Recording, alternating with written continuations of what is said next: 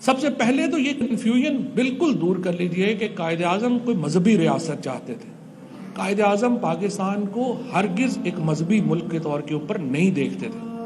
اور یہ سارے لوگ جو آج قائد اعظم کے نام کے اوپر پاکستان کے لوگوں کو بیوقوف بنا رہے ہیں کہ اسلامی ملک کا مطلب شاید مذہبی ملک تھا، یہ قطعی طور پہ ایسا نہیں تھا.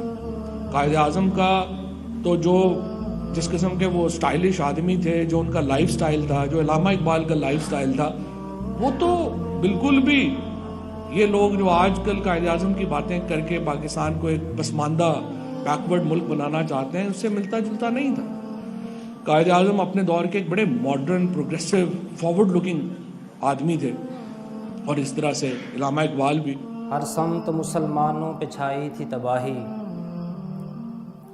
ہر سمت مسلمانوں پہ چھائی تھی تباہی، ملک اپنا تھا اور غیروں کے ہاتھوں میں تھی شاہی. ایسے میں اٹھا دین محمد کا سپاہی صلی اللہ تعالیٰ علیہ وآلہ وسلم. ایسے میں اٹھا دین محمد کا سپاہی اور نعرہ تکبیر سے دی تو نے گواہی. اسلام کا جھنڈا لے آیا سر میدان، اسلام کا جھنڈا لے آیا سر میدان، اے قائد اعظم تیرا احسان ہے احسان. دیکھا تھا جو اقبال نے ایک خواب سہانا، دیکھا تھا جو اقبال نے ایک خواب سہانا، اس خواب کو ایک روز حقیقت ہے بنانا. یہ سوچا جو تو نے تو ہنسا تجھ پر زمانہ، یہ سوچا جو تو نے تو ہنسا تجھ پر زمانہ. ہر چال سے چاہا دشمن نے تجھ کو ہرانا، مارا وہ تو نے داؤ کہ دشمن بھی گئے مان، اے قائد اعظم تیرا احسان ہے احسان. لڑنے کا دشمنوں سے عجب ڈھنگ نکالا، لڑنے کا دشمنوں سے عجب ڈھنگ نکالا. نہ توپ نہ بندوق نہ تلوار نہ بھالا، سچائی کے انمول اصولوں کو سنبھالا، سچائی کے انمول اصولوں کو سنبھالا.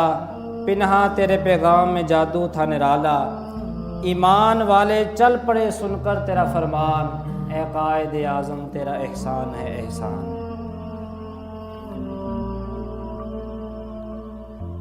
موجودہ دور کے اندر اگر ہم نے 5 مرلے کا مکان بھی لینا ہو نا تو وہ بھی اتنی آسانی سے نہیں ملتا. لیکن قائد اعظم نے ہمیں 7,96,096 مربع کلومیٹر کا ایک ملک لے کے دے دیا.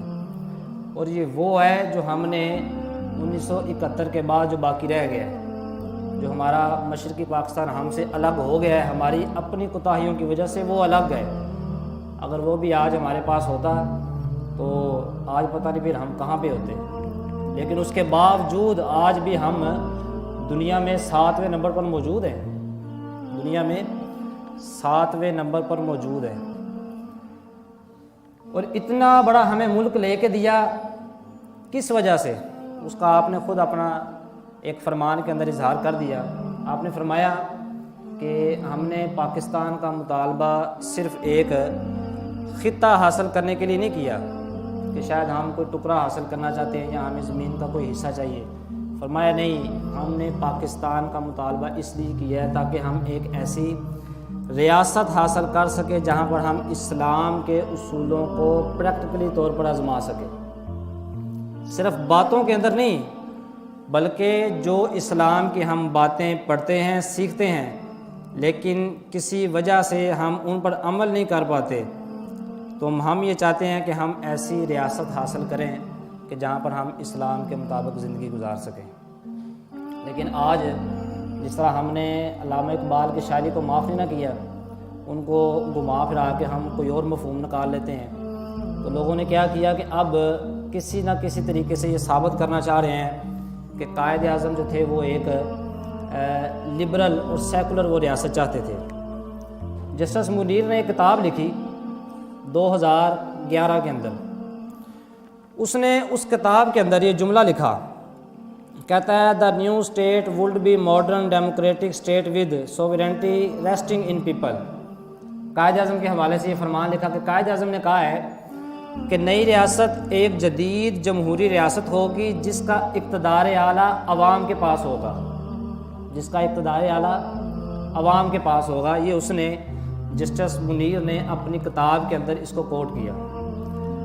اب ہر بندے کو اللہ تعالیٰ نے عقل دی ہے، دانشور ہوتے ہیں، دانشور بھی ہوتے ہیں، دانشور بھی ہوتے ہیں، لیکن دانشوروں کو پتہ ہوتا ہے کہ یہ بات، یہ جملہ جو ہے، اینڈ والا جو جملہ ہے نا، کہ اس کا اقتدار اعلیٰ عوام کے پاس ہوگا، یہ جملہ کتنا خطرناک ہے، کیونکہ اس جملے کو لے کر وہ ہمارے سارے آئین کو اور قانون کو اور ہماری ساری اسلامی چیزوں کو جا کے اوپر ایک کینسر کا وہ ٹیگ لگا دیتے ہیں۔ وہ کہتے ہیں جی آپ کس ملک کی بات کر رہے ہیں، آپ کیا قائد اعظم کو مانتے ہیں؟ ہم کہتے ہیں جی مانتے ہیں۔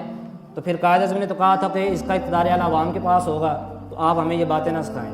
خیر، اس کی جب تحقیق کی گئی تو UMT سے پھر ایک کتاب ایک چھاپی گئی، جہاں سے ہمارے بہت سے اساتذہ نے وہاں سے MPhil کی ڈگری بھی حاصل کی ہے UMT میں۔ وہاں سے پھر 2020 کے اندر کتاب چھاپی سلینا کریم نے۔ اس نے کیا کیا کہ اس نے قائد اعظم کے اس فرمان کی جا کے تحقیق کی اور اس اخبار کے دفتر میں گئی، وہاں پر جا کے پچھلا پرانا سارا ریکارڈ 1953 کا جا کے ریکارڈ نکالا، وہاں پر جا کے دیکھا کہ دیکھیں کیا قائد اعظم کا یہ فرمان موجود ہے جو جسٹس منیر نے اپنی کتاب کے اندر لکھا ہے۔ اور کہتے ہیں نا، ڈھونڈنے سے تو بندے کو خدا بھی مل جاتا ہے، کوئی ڈھونڈنے والا ہو، کوئی ڈھونڈنے والا ہو تو ڈھونڈنے سے تو خدا بھی مل جاتا ہے۔ جب جا کے انہوں نے تحقیق کی تو وہ جملہ مل گیا۔ اب وہ جملہ کیا تھا؟ وہ جملہ تھا کہ the government of Pakistan only be popular representative democratic from the government. آپ نے فرمایا تھا کہ پاکستان کی حکومت ایک مقبول اور نمائندہ جمہوری حکومت ہوگی جس کا اقتدار اللہ کے پاس ہوگا، جس کا اقتدار اللہ کے پاس ہوگا۔ دو جملے تھے، پہلا جملہ جسٹس منیر نے نہیں بدلا، لیکن جہاں پہ لکھا تھا کہ اقتدار اللہ کے پاس ہے، اس کی جگہ لگا دیا کہ اقتدار کا حق عوام کے پاس ہوگا۔ صرف اس ایک جملے کی وجہ سے ہمیں یہ بات سمجھ میں آ جانی چاہیے کہ اس وقت قائد اعظم کی ہم تعریفیں بیان کریں، ان کے جتنے مرضی مقاصد بیان کریں، لیکن سب سے زیادہ ضروری یہ کہ ہم قائد اعظم میں جو آپ کے جو نظریات ہیں ہم ان کی حفاظت کریں، کیونکہ اب لبرل سیکولر نے کیا کیا کہ انہوں نے قائد اعظم کے نظریات کے اوپر حملہ کرنا شروع کر دیا ہے۔ اقبال کی شاعری ہے نا، تو ہر بندے نے اس کو اپنے مطابق لگانا شروع کر دیا ہے کہ جی اس شعر کا یہ مفہوم تھا، اس شعر کا یہ مفہوم تھا۔ تو بات وہی آتی ہے کہ جب تک دل میں عشق رسول نہ ہو اس وقت تک بندہ اصل مقصد تک پہنچ ہی نہیں سکتا، بندہ پہنچ نہیں سکتا۔ دل میں عشق محمد نہیں ہے اگر کلمہ سننے سنانے سے کیا فائدہ، قلب میں شوق طیبہ نہیں ہے اگر مکے میں آنے جانے سے کیا فائدہ، اس کا کوئی فائدہ نہیں ہے۔ تو قائد اعظم کا سب سے پہلے نظریہ سمجھنے کی ضرورت ہے کہ آپ کون سی ریاست چاہتے تھے۔ وہ ریاست چاہتے تھے جس کا اقتدار اللہ تعالیٰ کے پاس ہوگا۔ اور ابھی عبدالرزاق بھائی بھی بتا رہے تھے کہ لندن کے اندر صرف یونیورسٹی کا انتخاب اس لیے کر لیا، صرف اس لیے کیا کہ وہاں پر نبی علیہ الصلوۃ والسلام کا نام نامی سب سے اوپر لکھا ہوا تھا، صرف اسی وجہ سے۔ اس کی وجہ کیا ہے؟ وہی ہے، خیرہ نہ کر سکا مجھے جلوہ دانش و فرنگ، سرمہ ہے میری آنکھ کا خاک مدینہ و نجف۔ کہ جب بندے کے دل کے اندر اسلام کی محبت ہوتی ہے، عشق رسول ہوتا ہے، تو پھر بندہ چاہے جس طرح کی مرضی دنیا کے اندر چلا جائے، لیکن اپنے نظریات کے اوپر وہ کمپرومائز نہیں کرتا۔ نظریات کے اوپر انسان کبھی کمپرومائز اگر کر لینا تو سمجھ اس کی بنیاد ہی ختم ہو گئی ہے۔ اگر کسی بندے نے اپنی عبادات کے اوپر یا اپنی ذات کے اوپر کمپرومائز کر لیا تو وہ چل سکتا ہے کسی حد تک، لیکن اگر نظریات کے اوپر کمپرومائز ہو جائے تو اس کا کوئی فائدہ نہیں ہے، اس کا بالکل کوئی فائدہ نہیں ہے۔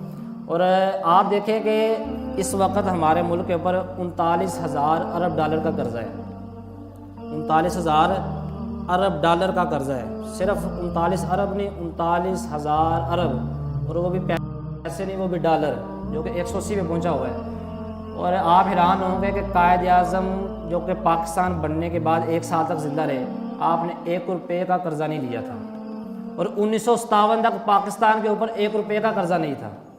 یعنی جو ہمارے اوپر اصل مشکل حالات تھے پاکستان بننے کے بعد، جب ہماری ساری مشینری بھی، ہمارے سارے دفاتر بھی، ہمارے سارے ادارے بھی سکھ تباہ کر کے چلے گئے، اس وقت ہمارے پاس قرضہ لینے کا بہانہ بھی موجود تھا، اور قرضہ بھی کون سا؟ جو کہ سودی نظام کے اوپر قائم ہے۔ لیکن قائد اعظم رحمۃ اللہ علیہ آپ اتنے سودی نظام کے خلاف تھے کہ آپ نے اس مشکل حالات کے اندر عوام سے اپیل کی مدد کرے، لیکن آپ نے قرضہ نہیں لیا، اتنے آپ سودی نظام کے خلاف تھے۔ آج وہ ہمیں وہ لوگ آج آپ تانے دیتے ہیں، کہتے ہیں جی آپ تو وہی لوگ ہیں جو کہ قائد اعظم کے خلاف تھے، آپ تو وہی لوگ ہیں جنہوں نے جناح کو کافر کہا تھا، یہ وہ لوگ ہیں جنہوں نے جناح کو کافر کہا تھا، وہ تمہارے ساتھ اسمبلی میں بیٹھے ہوئے ہیں، جا کے ان کی ہسٹری پڑھو کہ ان کے باپ دادا کو انگریزوں نے زمینیں لاٹ کی تھی. جو تمہارے ساتھ بیٹھے ہوئے ہیں وہ تھے جنہوں نے قائد اعظم کو کافر کہا تھا. الحمدللہ ہمارا شجرہ نسب جا کے پیر سے جماعت علی شاہ صاحب سے جا کے ملتا ہے, جنہوں نے قائد اعظم کو ایک قرآن پاک کا تحفہ, ایک تسبیح اور ایک ٹوپی اور ایک جائے نماز دیا تھا. تو پھر اس کے جواب میں قائد اعظم نے لکھا تھا 3 سال بعد یہ خط واپس کیا تھا, اس لیے کیونکہ انہوں نے کہا تھا کہ میں آپ کو اس وقت تک خط میں نے واپس نہیں لکھنا تھا, میں چاہتا تھا کہ جب تک میں قرآن پاک کو مکمل سمجھ نہ لوں.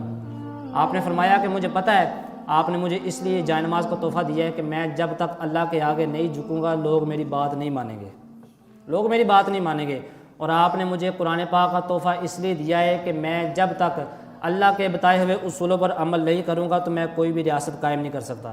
اور آپ نے مجھے تسبیح اس لیے دی ہے تاکہ میں جب بھی کسی میٹنگ کے اندر جاؤں تو میری زبان کے اوپر درود شریف جاری رہے. تو پھر اس کے مقابلے میں پیر سے جماعت علی شاہ صاحب نے کہا تھا, آپ نے فرمایا تھا میں تو حیدرآباد میں بیٹھا ہوا ہوں اور محمد علی جناب بمبئی میں بیٹھا ہوا ہے, لیکن اللہ کی قسم میرا بھی وہی ارادہ تھا جو کہ قائد اعظم نے خط کے اندر لکھا ہے. آپ نے فرمایا اللہ کی قسم جناب تو واقعی ولی ہے, میرا بھی یہی ارادہ تھا تینوں چیزیں اس کو بھیجنے کا, لیکن میں نے اس کو بتایا نہیں تھا میں کس مقصد کے لیے بھیج رہا ہوں. اس لیے ہمارا تو شجر نسب ان سے جا کے ملتا ہے جنہوں نے قائد اعظم کی حمایت کی تھی, ہر موقع پہ ان کے ساتھ کھڑے ہوئے تھے, ان کا ساتھ دیا تھا. وہ جنہوں نے مخالفت کی تھی وہ کوئی اور تھے, وہ اپنے تم آس پاس تلاش کرو. جو آج ان کے نام پہ تنخواہیں لے رہے ہیں, ان کے نام پہ پیسے لے رہے ہیں, وہ ہیں جن کو زمینیں لاٹ کی گئی تھی صرف اس لیے کہ انہوں نے فتویٰ دیا کہ قائد اعظم کو تم نے یہ نہیں دینا اور فلاں نہیں کرنا, وہ تمہارے ساتھ ہے. لیکن فرق اتنا ہے کیونکہ ہمارے اوپر وفاداری کا ٹیگ نہیں لگا ہوا, فرق اتنا ہے کہ تمہارے اوپر حب وطنی کا ٹیگ لگ گیا اور تم آج زندہ باد کہلاتے ہو.